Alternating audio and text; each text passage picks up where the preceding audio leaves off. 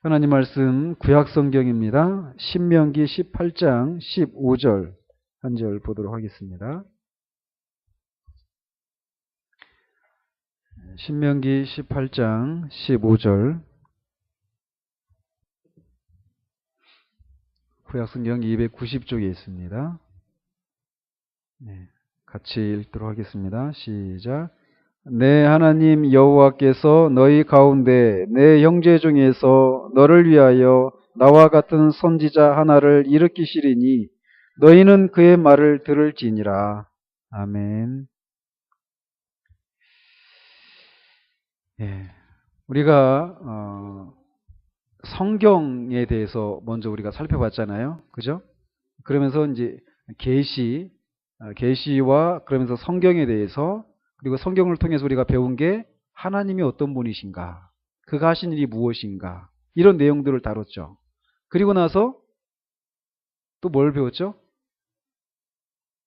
그 하나님이 하신 일 중에 하나가 무엇이냐면 인간을 창조하신 거예요. 그래서 인간의 창조, 그리고 또 그 인간이 그리고 타락해서 어떤 일들이 일어났는가, 이런 것들을 살폈죠.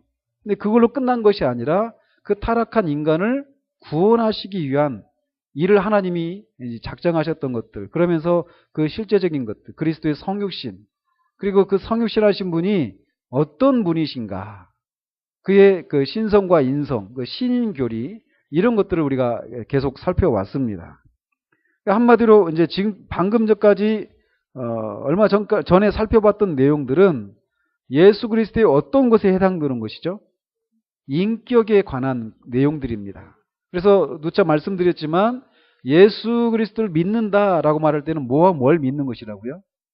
그의 인격과 그의 하신 일, 사역, 이 두 가지를 믿는 것이다 라고 말씀을 드렸어요. 그래서 지금까지는 우리가 예수 그리스도의 인격에 대해서 살펴왔다라는 거죠.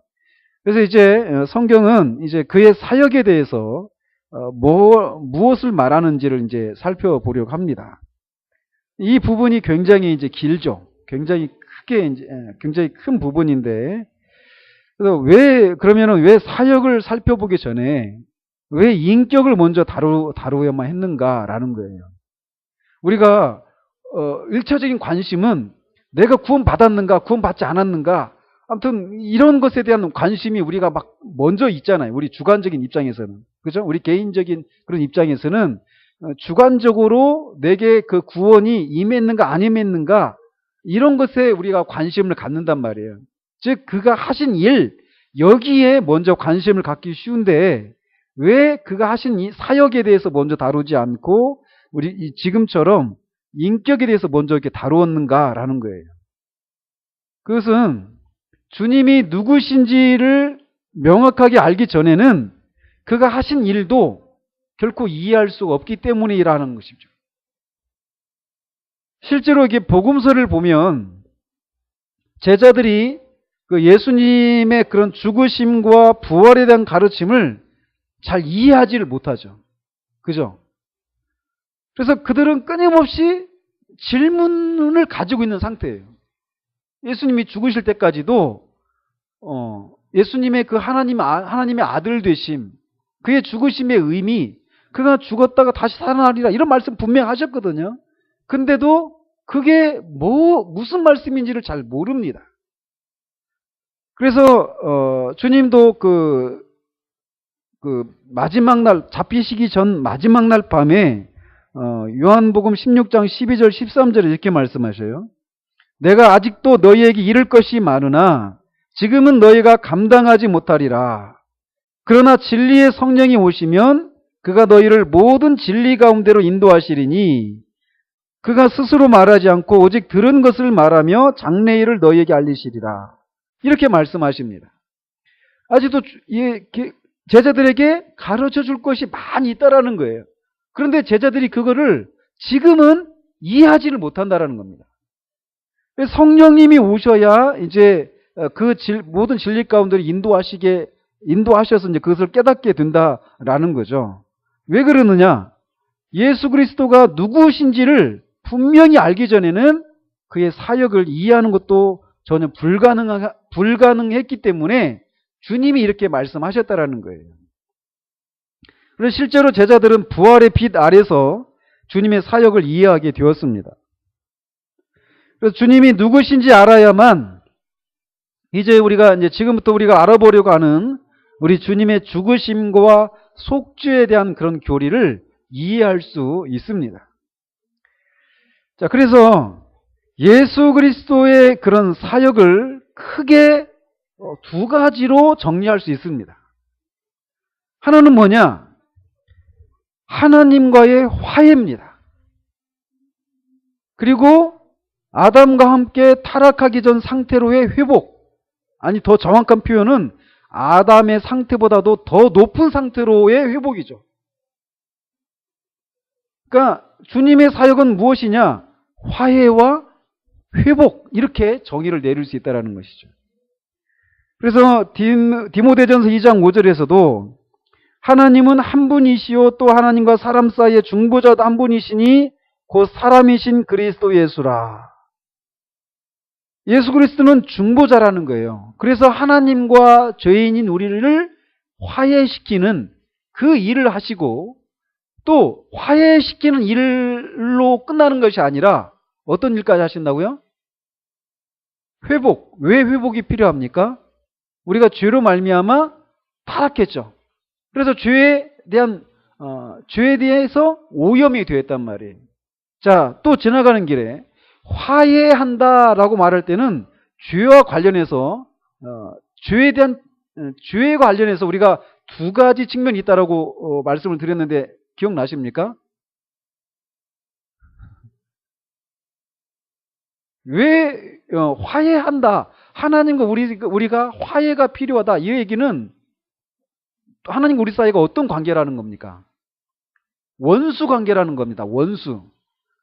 우리가 하나님을 대적하고 하나님은 우리의 죄 때문에 우리를 향해서 진노하고 계시는. 그죠? 그래서 어때요? 화해가 필요하다는 말이에요. 진노가 우리에서 거두어지는. 또 우리는 어때요? 우리 입장에서는 하나님을 향해서 하나님을 향해 대적하는 이런 마음의 상태가 변화되어져야 되죠. 그죠? 그리고 또 어떤 일이 필요할까요? 화해뿐만 아니라 우리가 실제로 죄를 짓고 나면 그렇게 하나님을 향해서 죄에 대해서 뭐가 생기는 거라고요? 죄에 대한 책임. 그렇죠. 죄책. 그렇죠. 줄여서 죄에 대한 책임이 생기는 거예요. 그 죄에 대한 책임을 제거하시는 작업이 뭐냐? 화해시킨다라고 말할 수 있다는 것이죠. 근데 죄를 지으면 죄에 대한 책임이 생길 뿐만 아니라 또 어떤 결과가 생기나요? 죄에 대해서 오염이 생기는 거예요. 그래서 우리가 죄로 인해서 오염돼서 어때요? 우리의 모든 것이 망가져버리는 것이죠. 그죠? 그래서 우리의 생각과 감정과 의지, 이 모든 것들이 다 망가져버리는 거예요. 그래서 그런 기능 자체가 상실됐다고 우리가 배웠습니까? 아니죠. 뭡니까? 그 기능을 원래는 누구를 위해서 사용해야 되는데, 하나님을 위해서 사용해야 되는데, 그런 기능, 그런 목적에서 벗어난, 그런 방향에서 벗어난 방향으로 하나님이 우리에게 주신 그런 것들을 사용하게 되어버리는 이런 일들이 생겨난단 말이죠. 그러니까 이런 죄에 대한 오염으로부터 우리를 그냥 죄에 대한 책임을 거두어 가시고 망가진 상태로 우리를 내버려 두시는 것이 아니라 죄로 인해서 망가진, 오염된 우리를 회복시키시는 이런 작업도 같이 하는 것이죠. 그게 이제 회복의 사역이란 말이에요. 그래서 이제 이렇게 하나님과 죄인 사이인 유일한 중보자이신 그리스도가 정확히 무슨 일을 하셨고 또 어떻게 그 일을 하셨는가, 그리고 어떻게 그가 하나님과 사람 사이에서 양자를 연결하는 분이 되셨는가, 이런 내용들을 이제 우리가 오늘부터 이제 계속 살펴보게 됩니다. 그래서 이제 그리스도가 이 세상에 오셔서 그리스도가 하신 일이 세 가지로 크게 또 구분이 됩니다. 그가 맡으신 일을 직무라고 하는데 그 직무와 관련해 가지고 세 가지 직무가 있습니다. 하나는 뭘까요? 선지자, 또 하나는 제사장, 또 하나는 왕. 그죠? 그러니까 실제로 여러분들 보십시오. 구약 성경이 어때요? 구약 성경에 왕, 그죠? 열왕기, 역대하, 역대상하, 그죠? 여기 보면 다 왕에 대한 얘기입니다. 사무엘 상하도 마찬가지고, 그죠? 그리고 또 어때요? 제사장, 제사에 대한 얘기들, 모세 오경 같은 경우는 그런 내용들이 주죠. 그리고 그 이외에 제외하면 다 선지자들에 대한 얘기들이, 선지서들이 또 이렇게 나옵니다. 그죠? 이렇게 구약이 이렇게 선지자와 왕과 제사장, 이 세 직분에 관련된 내용들이 구약을 이렇게 구성하고 있단 말이죠. 근데 그런 것처럼 그리스도는 선지자이시면서 동시에 제사장이시면서 왕이시라는 거예요. 근데 이 차이가 뭐냐? 이 각각의 직무는 다른 직무도 동시에 포함하고 있다는 거예요. 이게 무슨 말이냐? 그리스도는 제사장이시면서 선지자라는 거예요. 제사장적 선지자, 제사장적 왕, 선지자적 제사장, 왕적인 제사장. 그러니까 같이 한 인격 안에, 그리스도의 한 인격 안에 이 세 기능을 다 동시에 감당하고 있다는 겁니다. 그러니까 아무리 하나님의 마음에 합했던 다윗 왕도 결코 선지자의 가시나 나단이라고 하는 것은 선지자로부터 하나님의 말씀을 들어야만 했죠. 아무리 하나님의 마음에 합한 왕이었던 다윗이라 할지라도 그가 성전에 들어가서 제사를 드릴 수가 없어요. 아무리 뛰어났던 제사장도 왕이나 선지자직을 감당할 수가 없습니다. 근데 오직 이 예수님 안에서만, 이 한 분 안에서 이렇게 이 세 가지 기능을 한 분이 감당하고 계시다라고 하는 것을 우리가 살펴볼 수 있습니다. 여기에 또 주님의 영광스러움이 여기에 또 있는 거죠. 이런 것을 통해서도. 그래서 이제 그래서 오늘은 이제 선지자이신 그리스도에 대해서 배워요. 이제 제사장, 왕의 직분으로서의 그리스도. 이건 이제 다음에 한 번씩 더 살펴볼 터인데, 선지자에 대해서 우리가 살펴보면 왜 선지자가 필요했는가라는 겁니다. 우리에게 선지자가 필요한 이유는 우리가 죄에 대한 무지로부터 해방되고 구원받을 필요가 있기 때문이다 라고 말할 수 있습니다. 죄에 대한 무지로부터 해방되고 구원받을 필요가 있기 때문에 선지자가 필요하다라는 거예요. 타락과 그 결과에 대한 교리를 우리가 살펴볼 때 우리는 이 사람들이 무지의 상태에 빠졌다라고 하는 것을 우리가 살펴봤었습니다. 그래서 예배소서 그 4장 17절 18절에 보면, 그러므로 내가 이것을 말하며 주 안에서 증언하노니 이제부터 너희는 이방인이 그 마음에 허망한 것으로 행함같이 행하지 말라. 그들의 총명이 어두워지고 그들 가운데 있는 무지함과 그들의 마음이 굳어짐으로 말미암아 하나님의 생명에서 떠나 있도다. 이방인, 하나님을 떠나 있는 그 사람의 상태가 어떤 상태냐? 총명이 어두워지고 무지함 가운데 있다라는 거예요. 그게 하나님을 떠난 죄인의 상태라는 겁니다. 그래서 이렇게 우리가 죄의 무지로부터 해방되기 위해서는 선지자이신 그리스도가 필요했다라는 거예요. 그러니까 거꾸로 선지자로서 이제 뒤에 살펴보겠지만 그리스도가 선지자의 직분을 감당했다라는 얘기는 뭡니까? 우리가 그렇게 무지한 상태 가운데 있는데 우리에게 어떤 빛을, 그죠? 지혜를, 어떤 진리를 깨닫도록 하는 그 일을 하셨던 것이죠. 그죠? 또 마찬가지로 이제 그러면은 제사장은 또 왜 필요한가라는 겁니다. 제사장. 그리스도가 선지자이시면서 제사장이시면서 왕이시라고 했는데 선지자가 죄에 대한 무지로부터 해방받기 위해서 선지자가 필요했다라면 제사장이 왜 필요했는가라는 거예요. 이거는 우리가 죄책으로부터 해방될 필요가 있기 때문입니다. 죄책으로부터 해방될 필요가 있기 때문에 제사장이 필요하다라는 거죠. 우리의 죄책으로 인해서 우리는 우리를 대신해서 하나님 앞에 나아갈 누군가가 필요했습니다. 이 일을 했던 사람이 누구라고요? 구약의 제사장이란 말이에요. 제사장이 그 죄인들의 죄를 지고 하나님 앞에 나가잖아요. 그죠? 죄책 때문에 그렇다라는 거죠. 그뿐만 아니라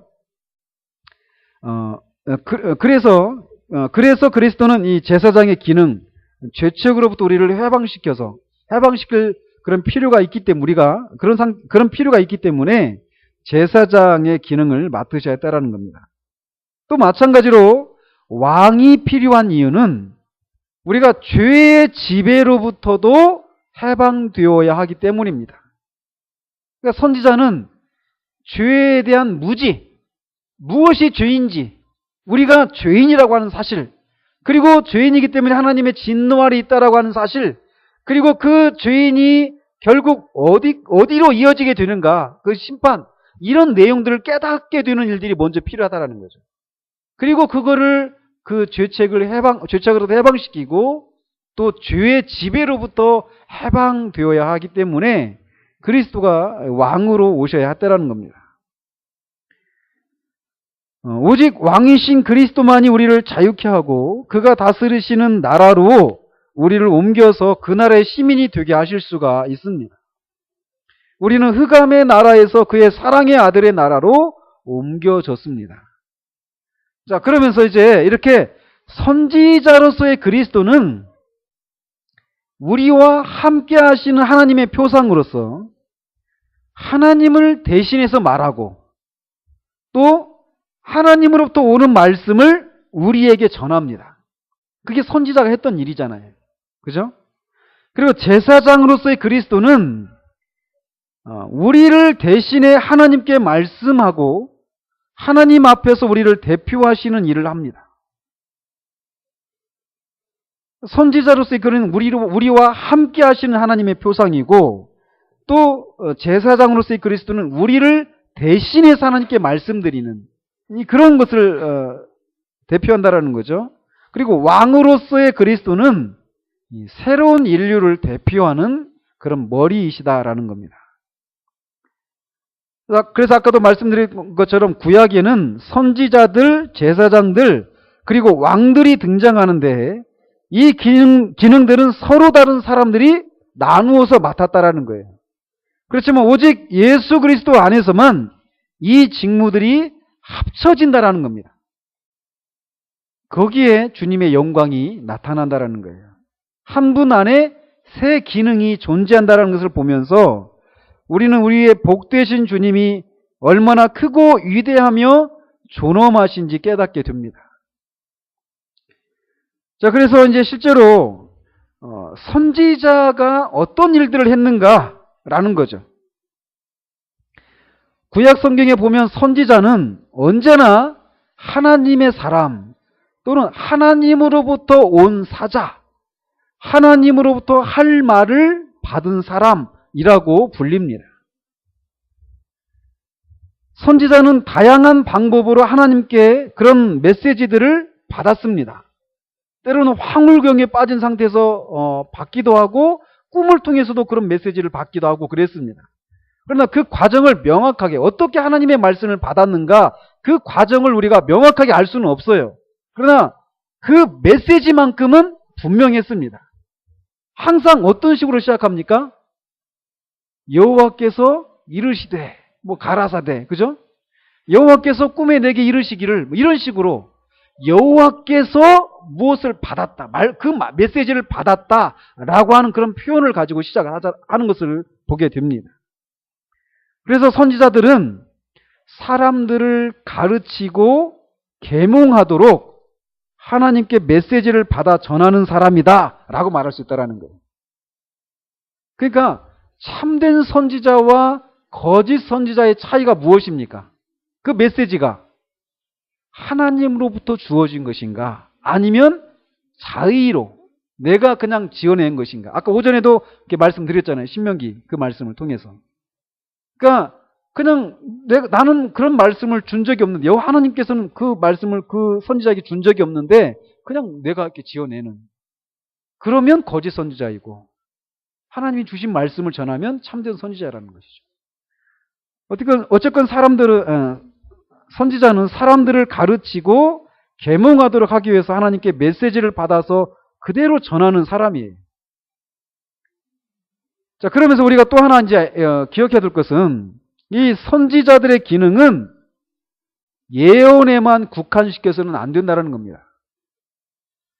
흔히 예언은 어떤 거예요? 우리가 통상적으로 알고 있는 것은 예언은 앞으로 일어날 것들을 미리 말하는 거잖아요. 그죠? foretelling이란 말입니다. 영어로. 그러나 선지자들은 앞으로 일어날 것들을 미리 말하는 예언뿐만 아니라 사람들에게 경고와 훈계와 책망을 전하고 율법과 하나님의 약속을 상기시키는 일도 감당했다라는 겁니다. 그러니까 앞으로 일어날 일을 말하는 예언의 기능뿐만 아니라 뭐예요? 사람들로 하여금 하나님의 말씀이 어떠한지, 그리고 그들이 그 하나님의 말씀 앞에서 어떤 상태 가운데 있는지 그런 것들을 교훈하고 그거에 대해서 또 책망하시기도 하시고 또 어떤 하나님의 말씀이 약속된 그런 약속들을 기억나게 하는 그런 일도 했다라는 거죠. 가르치고 계몽하는 그런 일도 했던 사람이 선지자라는 거예요. 단지 앞으로 일어날 일만 예언하는 것이 아니라. 아시겠죠? 자, 그러면서 이제 주님이 바로 이런 선지자의 기능, 앞으로 일어날 것들을 미리 말씀하시는 예언의 예언뿐만 아니라 하나님의 말씀을 해석하고 그 말씀 앞에서 말씀을 듣는 사람들의 상태가 어떠한지 그런 것을 깨닫게 하고 또 책망하기도 하고 또 그들에게 약속된 약속이 무엇인지 이런 것들을 기억나게 하시는, 가르치시는 이런 일을 하셨다라는 겁니다. 선지자들이 그런 일을 했던 사람인데 그리스도가 선지자직을 감당했다라고 하는 그런 성경의 증거들을 이렇게 살펴보면 먼저 우리가 방금 본문을 읽었던 것처럼 신명기 18장 15절이에요. 내 하나님 여호와께서 너희 가운데 내 형제 중에서 너를 위하여 나와 같은 선지자 하나를 일으키시리니 너희는 그의 말을 들을지니라. 자, 이 말씀만 딱 가지고 보면은 이게 예수님을 가리켜 한 말인가 아닌가 우리가 알 수 없습니다. 그죠? 그러니까 구약을 해석할 때는 어떤 원리를 가지고 해석을 해야 되느냐면 신약의 빛으로 구약을 살펴봐야만 합니다. 아시겠죠? 이게 그래서 어렵습니다. 구약 성경이. 저도 정말 구약 성경이 설교하기가 어려워요. 그러니까 감춰져 있거든요. 잘 드러나지 않거든요. 근데 항상 이 신약의 빛으로 구약을 이렇게 살펴봐야만 합니다. 우리 앞에서도 그런 걸 말씀드렸죠. 그죠? 그래서 구약 속에 신약이 이렇게 배태되어 있다. 이렇게 숨겨져 있다가 신약은 그게 이제 딱 밖으로 드러난 것이다라고 이렇게 어거스틴이 비슷한 말을 했던 것을 우리가 언급했던 것을 기억하는데 아무튼 이 신명기 18장 15절도 보면은 사도행전 3장에서 사도 베드로가 안진뱅이를 고친 후에 사람들이 막 그들에게 모여들으니까 왜 우리를 주목하느냐라고 말하면서 이 일이 어떻게 일어난 일인가를 이렇게 설교하죠. 그때 거기서도 보면 이 신명기 18장 이 본문을 베드로가 언급을 합니다. 모세가 언급한 선지자가 바로 예수 그리스도를 가리킨다라고 설교를 해요.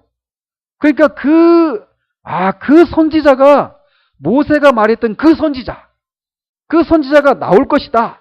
그 말했던 선지자가 바로 예수 그리스도라라고 하는 것을 이제 그가 깨닫고 이렇게 설교를 했던 것이죠. 그리고 또 보면 요한복음 6장 14절에 보면은 이런 말씀이 있어요. 그 사람들이 예수께서 행하신 이 표적을 보고 말하되 이는 참으로 세상에 오실 그 선지자라 하더라. 그래서 그 선지자, 정관사입니다. 그러니까 선지자 중에 하나더라 이게 아니라 그 선지자, 모세가 예언했던 그 선지자가 바로 예수님을 가리킨다라고 사람들이 생각했다라는 거죠. 그리고 또 누가복음 13장 33절에 보면 이제 헤롯이 죽이려고 하니까 예루살렘에 가지 말라라고 어떤 바리새인들이 예수님께 말합니다. 그러니까 예수님이 누가복음 13장 33절에 이렇게 말씀하셔요. 그러나 오늘과 내일과 모레는 내가 갈 길을 가야 하리니 선지자가 예루살렘 밖에서는 죽는 법이 없느니라 라고 말씀하시면서 자신이 선지자이심을 친히 언급하십니다. 그러니까 선지자들은 항상 어디에서 죽었다라는 거예요? 예루살렘에서 죽었다라는 거예요. 그래서 예수님이 당신 자신도 선지자다라고 하는 것을 이렇게 언급하고 계시는 것이죠. 그리고 또 이제 요한복음에 보면은 우리 주님이 이렇게 가르침을 베푸시면서 그 가르치는 모든 것이 하나님이 주신 것이다라고 반복해서 말씀하시는 것을 볼 수 있습니다. 아까 제가 말씀드렸죠. 선지자가 하는 일이 뭐라고요? 하나님이 주신 말씀, 그 메시지를 사람들한테 전하는 거예요.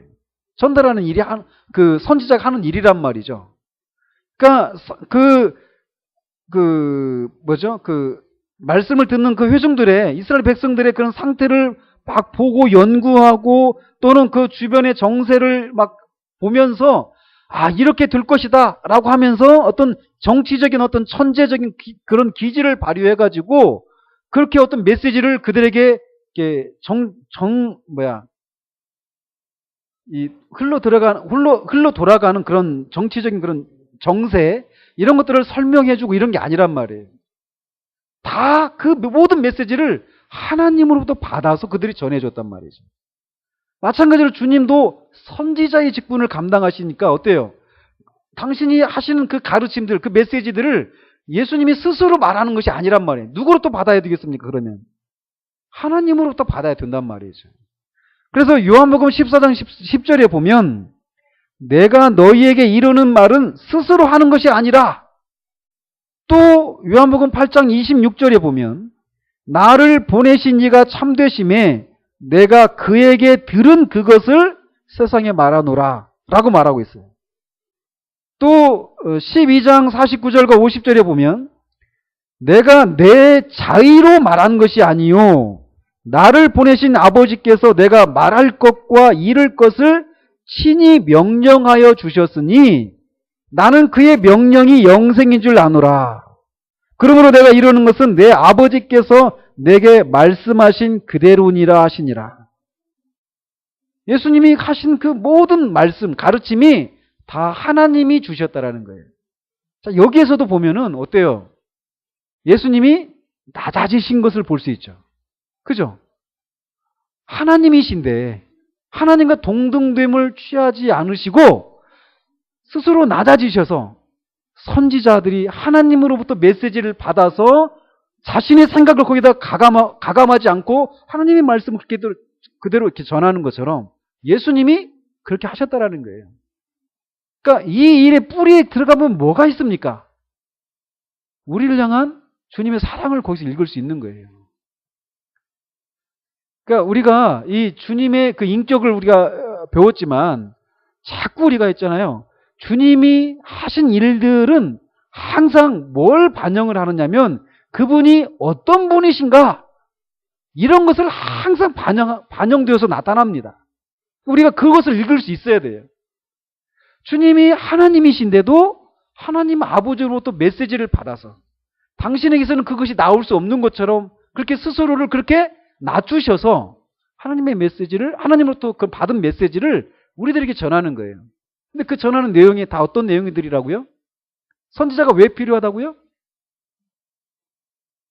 우리가 죄에 대해서 무지하니까. 그죠?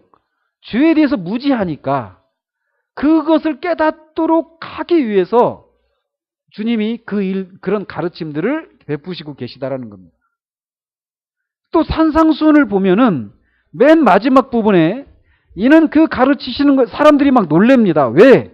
이는 그 가르치시는 것이 권위 있는 자와 같고 그들의 서기관들과 같지 아니함일러라 라고 하면서 주님의 그 말씀 속에 어떤 선지자적인 어떤 그런 권위가 있다라는 것을 사람들이 들었다라는 것이죠. 이런 것들이 그리스도께서 선지자직을 감당했다라고 하는 어떤 성경의 증거 구조들이 된다라는 겁니다. 자, 그러면은 이제 주님이 선지자직을 감당을 했는데 선지자직을 감당할 때 주님이 성육신을 하셔서 이 땅에 계시는 동안만 이 선지자직을 감당한 것이 아닙니다. 성육신 전에도 선지자직을 감당했고 성육신 하셔서 이 땅에 사시는 동안에도 선지자직을 감당했고 부활해서 승천하신 이후에도 선지자직을 감당하고 계십니다. 주님이 오실 때까지, 다시 오실 때까지 이 일을 감당하고 계셔요. 그래서 주님이 성육신에서 이 세상이 들어오기 전에도 이 선지자직을 수행했다라는 거예요. 요한복음 1장 9절에 보면 참빛 곧 세상에 와서 각 사람에게 비추는 빛이 있었나니, 여기서 말하는 빛은 로고스입니다. 즉 지식과 빛을 주시는 하나님의 말씀이신 그리스도에 대한 교리예요. 그러니까 참빛 곧 세상에 와서 각 사람에게 비추는 빛이 있었나니, 이 빛이 언제부터 있었다고요? 거슬러 올라가 보면 태초부터, 그죠? 태초에 하나님과 함께 있었단 말이에요. 그래서 이 세상에는 복음의, 예수 그리스도를 말미암은 복음의 빛만이 있는 것이 아니라 또 다른 희미한 빛도 있다라는 것이죠. 그게 뭐냐? 사람들 안에 있는 어떤 도덕적인 그런 빛 또는 어떤 지적인 그런 빛. 이 빛의 원천이 누구라고요? 빛이신 그리스도라는 거예요. 그러니까 성경은 중생한 사람이건 중생하지 않은 사람이건 모든 사람 안에 어떤 도덕적인 빛 또는 어떤 지적인 빛, 이거를 다 가리켜서 뭐라고 말을 하죠? 일반 은총이라고 말을 해요. 일반 은총. 그러니까 거듭나지 못한 사람들도 다 어떻습니까? 다 무지몽매합니까? 그리고 도덕적으로 다 망가져 있습니까? 아니죠. 자연적인 어떤 양심이라고 하는 그런 것도 있고, 그래서 어느 정도의 그런 도덕들이 있잖아요. 그런 일반 은총 때문에 이 세상이 파멸하지 완전히 파괴되지 않는 거예요. 그런 지적인 그런 빛이 있기 때문에 계속해서 어때요? 그래도 문명을 이루고 계속 이렇게 진보해 나가고 있잖아요. 그죠? 근데 그런 모든 빛의 원천이 누구시라고요? 예수 그리스도라는 거예요. 즉 그런 빛을 사람들에게 주신 일을, 그게 바로 선지자직인데, 그런 일들은 이 성육신 이전에도 힘껏 하세요. 성육신 이전에도 그런 일들을 하고 계셨다라는 거예요. 그러니까 어때요?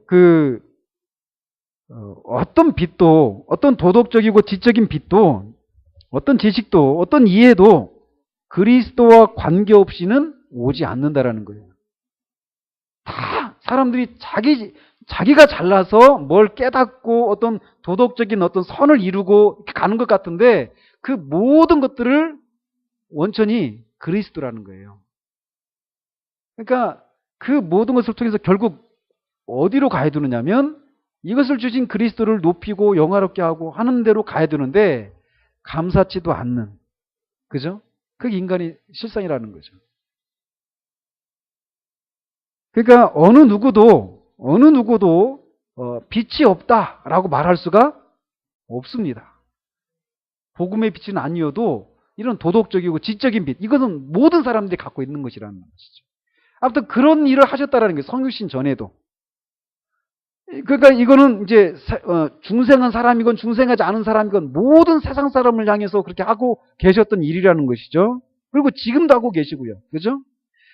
또 구약에 보면은 구약의 언약의 사도는 언약의 사자는 누구를 가리킨다고요? 다 그리스도를 가리킨다라고 말씀드렸습니다.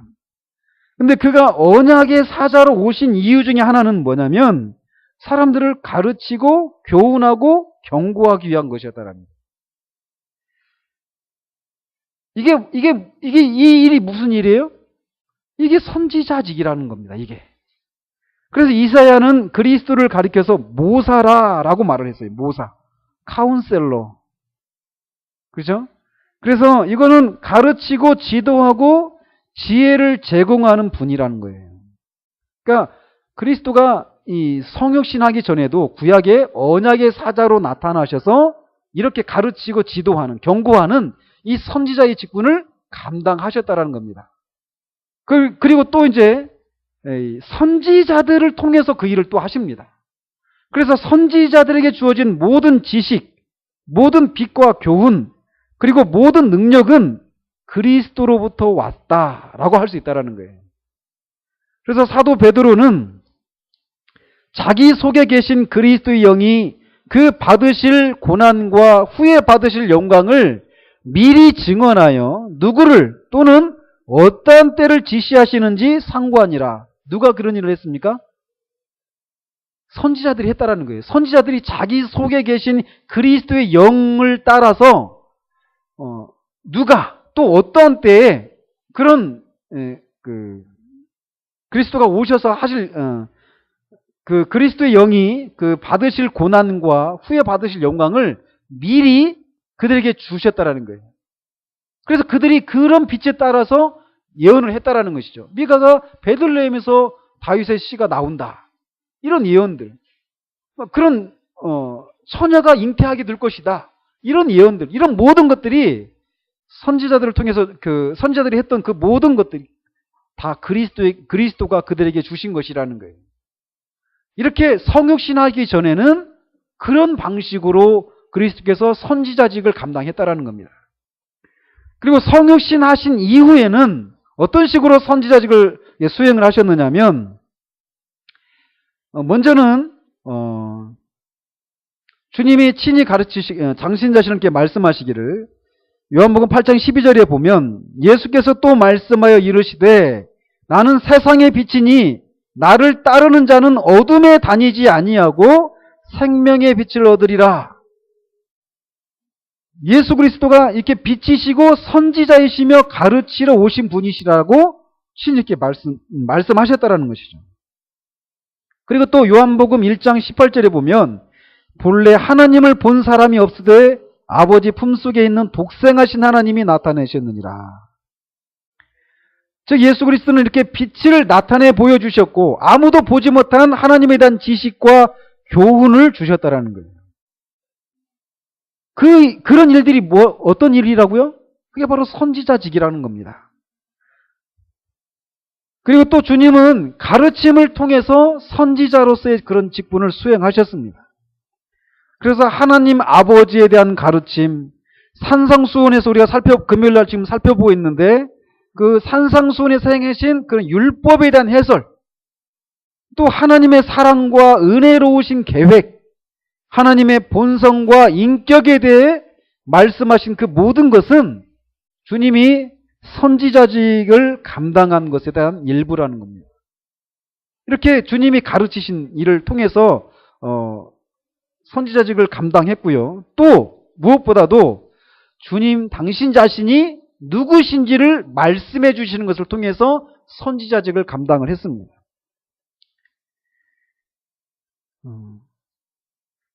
주님 자신에 대한 말씀, 이것은 우리의 구원이 부분적으로는 우리 주님이 주신 이런 지식을 받아들이는 것이기 때문에, 즉 주님이 어떤 분이신가를 이렇게 받아들이는 것이 우리 구원의 일부잖아요. 그죠? 그렇기 때문에 이것은 굉장히 중요한 것이라는 것이죠. 그래서 주님이 가르치신 모든 것은 우리에게 적용이 됩니다. 복음은 그리스도인과 그의 삶에 있어서 굉장히 중요하다는 것이죠. 이렇게 그리스도는 구원을 받게 하는 데 있어서 필요한 그런 제사장이실 뿐만 아니라 선지자이시라는 거예요. 이렇게 주님은 그 존재 자체로 하나님이 어떤 분이신지를 알려주시고 당신 자신이 누구신가 이거를 이렇게 알려주실 뿐만 아니라 그런 것을 통해서 선지자직을 감당하셨을 뿐만 아니라 자신의 삶과 본을 통해서 우리를 가르치셨습니다. 그래서 요한복음 14장 9절에 나를 본 자는 아버지를 보았거늘, 또 10장에 나의 행한 일을 너희가 보지 아니하였느냐 이렇게 얘기를 합니다. 즉 너희가 나를 바라보기만 하면 하나님을 알게 될 것이다 라고 하는 그런 의미로 이렇게 말씀하신 거예요. 주님을 본 사람은 하나님 아버지를 본 것이다 이렇게 말씀하셨다는 것이죠. 그래서 주님이 행한 일, 그런 주님의 삶, 이런 것을 통해서 우리를 가르치시는 일을 했다라는 것이죠. 그래서 베드로전서 2장 21절 22절에 이를 위하여 너희가 부르심을 받았으니 그리스도도 너희를 위하여 고난을 받으사 너희에게 본을 끼쳐 그 자취를 따라오게 하려 하셨느니라 이렇게 말을 합니다. 즉 주님은 사랑과 참음과 다른 모든 속성들을 보여주심으로 우리에게 본을 남겨주셨다라는 거예요. 그래서 우리는 그가 사신 것처럼 살아야만 합니다. 이게 바로 선지자적인 그런 기능이라는 거예요. 어떻게 살아야 되는가? 나처럼 살아라. 이렇게 그의 삶을 통해서 우리에게 모범을 보여주시는, 그것을 통해서 우리에게 가르치시고 교훈하시는 선지자직을 감당했다라는 겁니다. 자, 이런 모습들이 성육신 하신 이후에 이 땅에서 사시는 동안에 선지자직을 수행하신 그런 모습들이라면, 마지막으로 승천하신 후에는 어떻게 선지자직을 감당하시는가? 떠나시고 나서 그냥 그걸로 끝난 것이 아니라는 것이죠. 승천하신 후에는 성령을 보내심으로 이 일을 계속하십니다. 그래서 성령을 가리켜서 뭐라고 말하죠? 또 다른 보혜사라고 말하잖아요. 그죠? 그러면은 예수님은 또 어떤 분이시라는 거예요? 예수님도 보혜사라는 거죠. 보혜사가 뭐냐면 카운셀러예요. 카운셀러. 아까 제가 말씀드렸죠. 카운셀러 아까 얘기 한번 했잖아요. 그죠? 기억나죠? 네. 그래서 성령님은 오전에도 잠깐 이렇게 공교로 또 살펴봤는데, 성령님은 자신 스스로 말하거나 성령 자신에 대해서 말하시지 않습니다. 성령님이 어떻게 해요? 스스로 말하는 것이 아니라 주님의 지시를 받은 것을 우리에게 말씀하십니다. 성령님이. 그러니까 여기에, 그러니까 구원에는 있잖아요. 우리의 구원은 삼위일체적입니다. 삼위일체 하나님께서 다 관여하시는 거예요. 성부 하나님에게 말씀을 받아서 성자 하나님이, 성유신하신 하나님이 우리에게 성부 하나님의 말씀을 받아서 말씀하시고, 또 성령 하나님도 성자 하나님으로부터, 성부 하나님으로부터 받은 말씀을 또 전하시는 거예요. 주님은 우리를 가르치시기 위해서 성령을 보내실 것이다 라고 말씀하셨어요. 요한복음 14장부터 16절에서. 그래서 성자 하나님이 자신의 말을 하는 것이 아니라 성부 하나님으로부터 받은 말을 하신 것처럼 성령은 우리 주님이 지시하시는 대로 말씀하십니다. 또한 우리는 성령에 의해서 직접적인 계시를 받습니다. 고린도전서 2장 12절에 우리가 세상의 영을 받지 아니하고 오직 하나님으로부터 온 영을 받았으니 이는 우리로 하여금 하나님께서 우리에게 은혜로 주신 것들을 알게 하려 하심이라. 자, 그리고 같은 방법으로 교회가 이 신약 성경, 이 신약의 그 정경이 형성되는 그런 과정 속에서 성령의 인도를 받았습니다. 주님은 어느 책이 정경에 포함되어야 할지 인도하심으로써 약속하신 대로 교회를 모든 진리 가운데로 인도하신 것입니다. 이렇게 성경이 형성되게 하시고 그 성경을 통해서 교회가 진리 가운데 행할 수 있도록 성령께서 인도하시는, 그렇게 성령을 통해서 선지자직을 감당하시고, 또 우리 주님은 우리 안에서도 선지자적인 기능을 행사하고 계십니다. 그래서 고린도전서 2장에 기록된 대로 주님은 지금도 성령을 통해서 우리에게 영적인 것들을 가르쳐주고 계시다는 거예요. 그래서 아까 우리가 오전에도 공교롭게 아무튼 겹쳤는데, 오전에도 살펴본 것처럼 그 어떤 가르침이 성령으로부터 온 것인가 아닌가, 미혹하는 영으로부터 온 것인가 우리가 알 수 있다고 그랬죠. 왜요? 우리 안에 성령님이 계시기 때문에 가능하다라고 말씀드렸잖아요. 성령님이 지금 그런 일을 하고 계시다라는 거예요. 근데 이 일을 하시되 언제까지? 우리를 하나님 앞에 흠없이 세우시는 마지막 때까지 하신다라는 겁니다. 주님은 우리가 주님을 볼 때까지, 우리가 주님의 영광, 또 주님이 창세전에 아버지와 함께 가지셨던 그 영광을 나눌 때까지 이 선지자적인 직무를 계속 하신다라는 거예요.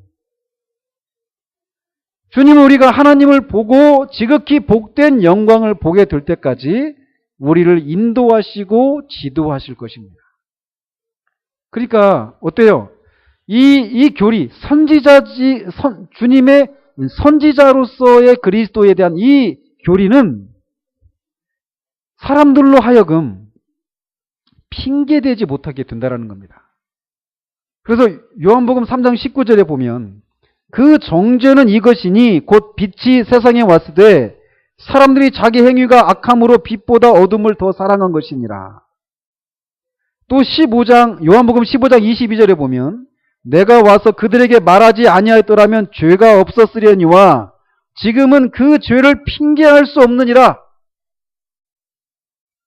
그래서 요한복음 12장 47절 48절에는 사람이 내 말을 듣고 지키지 아니할지라도 내가 그를 심판하지 아니하노라. 내가 온 것은 세상을 심판하려 함이 아니요 세상을 구원하려 함이로라. 나를 저버리고 내 말을 받지 아니하는 자를 심판할 이가 있으니 곧 내가 한 그 말이 마지막 날에 그를 심판하리라. 이런 일련의 말씀은 결국 뭐냐면 죄는 무지와 어둠이라는 거예요. 아까 말씀드렸죠. 선지자 왜 필요했느냐? 죄에 대한 무지로부터 해방될 필요가 있기 때문이라고 말씀드렸잖아요. 죄는 무지와 어둠이라는 것입니다. 근데 빛이 없었더라면 내가 무지 가운데 있는 것, 어둠 가운데 있는 것에 대해서 하나님이 책망하실 수가 없다라는 것이죠. 그런데 주님이 빛을 가지고 오셨다라는 겁니다. 전에 그들은 어둠 가운데 있었지만 이제는 자기들의 죄에 대해서 핑계할 수 없다라는 거예요. 왜? 그 빛이 세상에 왔거든요. 근데 사람들이 그 빛을 싫어해서 빛 가운데로 행하지 않게 됐단 말이에요. 그러니까 어느 누구도 빛이 없어서 난 이렇게 무지와 어둠 가운데 있다라고 핑계댈 수가 없게 되었다는 것입니다. 선지자이신 주님은 이 세상에 없었던 빛과 지식을 가지고 오셨습니다. 주님만이 우리를 하나님께 인도할 수 있고 우리가 바라는 하나님에 대한 지식을 주실 수 있다는 겁니다. 무지와 죄, 어둠 가운데 길을 잃은 사람들에게 마침내 모든 지식과 교훈을 가져다 주시는 분은 바로 우리 주님 한 분뿐이시라는 거예요. 우리에게 그 빛을 주시기 위해서 주님이 오셨다는 거예요. 그러니까 지금도 그런 일들을 하고 계시죠. 누구를 통해서? 성령님을 통해서 하시는데 그런 통로가 누굽니까? 바로 저와 여러분이에요. 저만이 그런 일을 하는 게 아닙니다. 그죠? 우리는 이 말씀을 가지고 있단 말이에요. 말씀을. 빛을. 복음의 빛을 가지고 있어요. 그래서 죄 가운데 있는 사람들에게 빛을 제공할 수 있어요. 그래서 빛을 제공해서 그들이 죄인이라는 것, 하나님의 인격, 하나님의 성품, 그 죄인이라고 하는 것, 그리스도가 어떤 분이시고 그가 하신 일이 무엇인가, 그들의 어떤 죄와 무지와 어둠으로부터 어떻게 하면 벗어나서 빛으로 들어갈 수 있는가, 이런 것들을 우리가 그들에게 제시해 줄 수 있단 말이죠. 그러니까 어떻습니까? 이걸 기억하십시오. 예수 그리스도에게 일어난 일들은 우리에게 다 우리에게 해당이 되는 것이라는 거예요. 선지자이신 그 그리스도, 또 제사장이신 그리스도, 왕이신 그리스도, 우리는 또 어떻습니까? 우리도 그 직분을 감당할 수 있다는 겁니다. 그래서 베드로 사도가 뭐라고 말해요? 우리를 뭐라고 말을 합니까? 왕 같은 제사장이요, 이렇게 말을 하잖아요. 그죠? 그러니까 그 일을 누가 하셨습니까? 그리스도가 하셨단 말이에요. 근데 그 일을 또 우리가 할 수 있는 자리에 있게 됐다는 것이죠. 그러니까 또 더 나가면 어떻습니까? 마태복음에 너희는 세상의 빛이다 라고 말씀하시는 거예요. 주님이 오시지 않았다라면, 그리고 주님이 그 복음의 빛을 우리에게 제시해 주지 않았다라면 우리 중 여기 앉아 있을 사람 아무도 없습니다. 그죠? 그리고 주님이 그렇게 하실 필요가 있었습니까? 없었습니까? 안 하셔도 됩니다. 주님이 그런 일을 안 하셔도 주님은 사랑이십니다. 그런데 하셨어요. 우리의 어두운 눈을 밝히셔서 우리가 죄인이라는 사실들을 깨닫게 하시고, 그런 상태에서 우리 스스로 벗어날 수 없다는 것도 깨닫게 하시고, 그런 우리를 위해서 예수님이 오셔서 그 구원에 필요한 모든 일들을 해놓으셨다는 것을 밝히 드러내시는 일들을 하셨기 때문에, 하고 계시기 때문에 오늘 여기 우리가 있게 되었다는 거예요. 그 일들 속에.